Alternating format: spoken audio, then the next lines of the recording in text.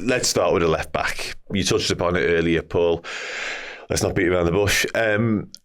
I don't think there is a necessity, a cause for panic in the left back position. Some people may be shouting at the screen right now or at their radio, whatever, and argue with me on that case, and that's fine. Everyone's entitled to their opinion. That's literally what the game is. But I think Andy Robertson, albeit an out of sorts, Andy Robertson, I think he definitely has enough quality, class, experience to play a part between now and the end of the season. Kostas Tsimikas has actually been decent when he's been fit so far. So I think between the two of them and a little bit of Joe Gomez thrown in for good measure, I think they've got that position covered between now and the end of the season. However, longer term, I do think there is major question marks here. So let's start with sort of the Liverpool front, if you like, I guess. In terms of the stance, in terms of where you think they're looking, and in terms of, I guess, the pecking order of it a little bit, because if they were to sign, let's use some of the names. You mentioned Milos Kerkez, Anthony Robinson, Rayan Nouri. I'll throw Alphonso Davies into the mix as well, because he's one that's been linked out of contract next summer. Really interesting sort of potential there, if you like. We're talking about Real Madrid swooping for one of the best right backs in the world. You know, there's an option there, you know. So it's interesting. But how do you think Liverpool view this? Because will Andy Robertson stick around? Will Tsimikas make way? How do you see it? Do you know what? I think the criticism of Robertson has been a little bit harsh in recent weeks. There's no doubt that he's a little bit out of sorts, as you say. Just a yard offer at the moment, isn't he? And sometimes that can be fatal for a player. But I still think there's enough credit in the bank to think that he'll play his way out of it. And, you know, if he starts Sunday, who's to say he won't be the best player on the park? But what I would say is I've seen a thing from his agency on Instagram on Saturday, and Saturday was his 600th career game for club and country, which is a lot of football, particularly someone who is only 30. You know, Jamie Carragher retired, was he 34, and he played 737 games for Liverpool. You know, Robertson's not far off those sorts of numbers, is he? Which, you know, isn't 100 miles away from Ian Callaghan's overall record. Not that they were all playing for Liverpool, but it's a lot of football, you know, in the tank, and particularly for his style of the way he plays as a left back, you know, motoring down the line, up and down all game, particularly during the sort of peak years of Klopp. So he's covered some ground over his career, and there's a question of, is it catching up on him? Is he sort of on the wane, on the slide? You know, we've seen this debate where great players can almost become really bad players almost overnight, and it's that phrase that Carragher says a lot, is it, leave the football before the football leaves you. Yeah. Now, I'm not saying that's happened to Robertson, but certainly there are people who are having that debate at the moment. At the moment, I think you're absolutely spot on with Liverpool's left-back situation. They've got two senior left-backs in Robertson and Tsimikas. There's no major need to shake it up in January, but looking further afield, further down the line, I think it's a conversation that Liverpool will have, and they will look to reduce the age profile of who plays there in the long term. So, I think it's one that Liverpool will take a wider view to at the moment, because, it's certainly a conversation to have for the future. For now, I think I'm okay with what Liverpool have. No, I tend to agree, yeah. But let's sort of delve into the potential options a little bit more if we can. You mentioned there, reduce the age profile. Well, Milos Kerkez definitely does that for you. 21 years of age, obviously at Bournemouth right now. A lot has been made of the fact that Richard Hughes has signed him once before, obviously in his previous role down at Bournemouth. So we'll know the player inside out. We'll have a really good sort of scope on what he's capable of and the profile of him, and stylistically whether it fits or not.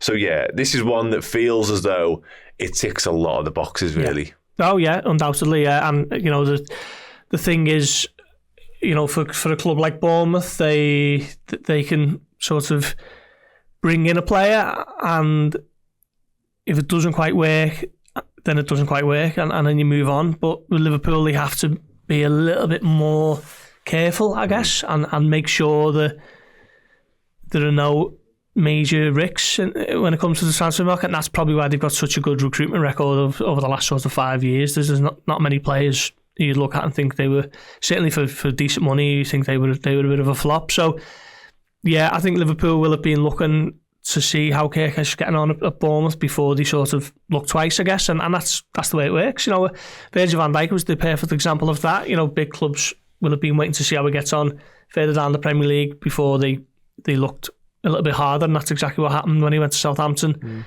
and then he moves to Liverpool for 75 million. I mean, you think Liverpool could have got him direct from Celtic for 12 or 15 or whatever it was. So, yeah, I think Liverpool will certainly be keeping an eye on how he's getting on, and with the Richie Hughes links, it's easy to put 2 and 2 together, but there's a reason that 2 and 2 is getting put together. So yeah, one to watch. I'd suggest for the long term on that one, because I think he's having a really good season. Every time I see him, he looks to be really technically accomplished.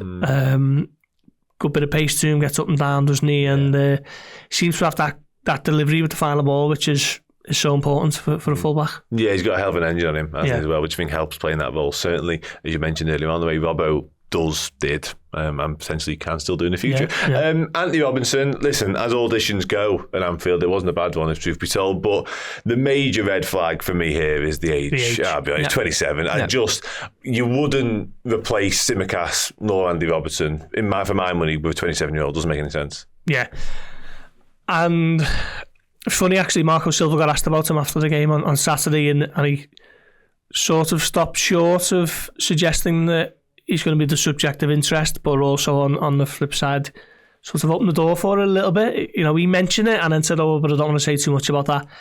Yeah, I mean, I thought Robinson had a great game on Saturday, but aided by the fact that Liverpool basically had to concede space somewhere, and it happened to be down that flank, and he was marauding up and down all game, wasn't he? But yeah, you're right. He'll be 28 before next season.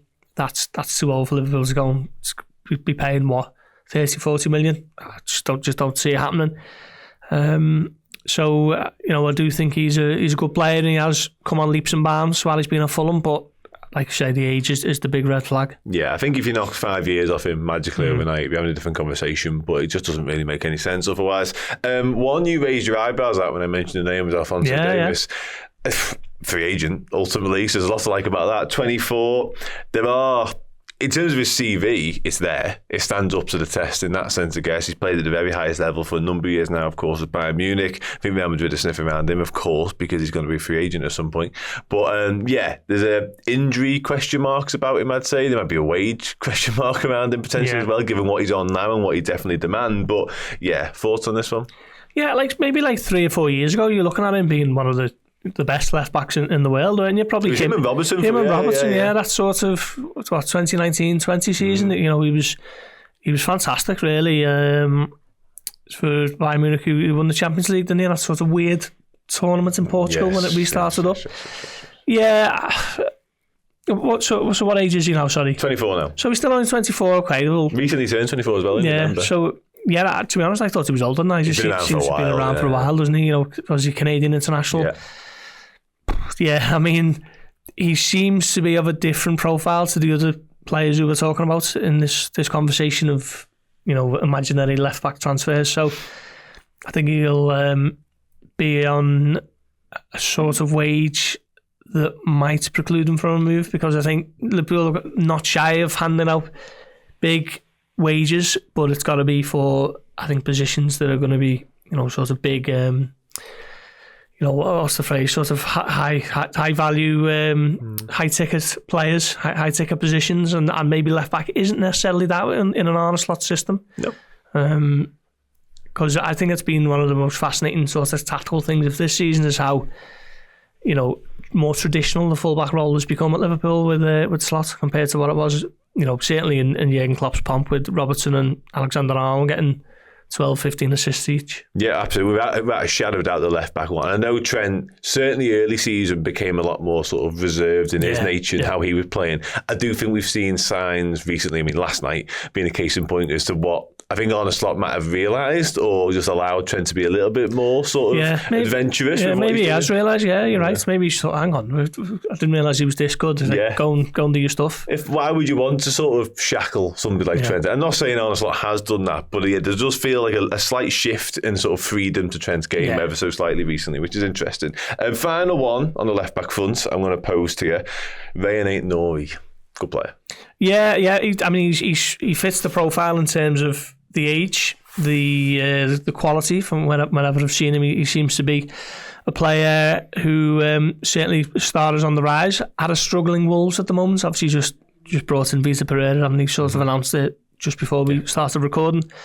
Yeah, one who I wouldn't be shocked if Liverpool were looking quite seriously at. I haven't seen him anywhere near enough as much as, people who watch Wolves regularly, but every time I see him, he seems to have a really good game.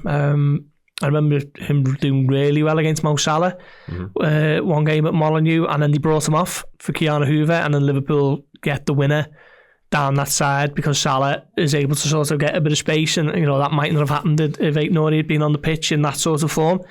I'd say if Liverpool are looking properly at this left-back situation, maybe from the summer onwards, I wouldn't be shocked to hear that his name was near the front of the shortlist.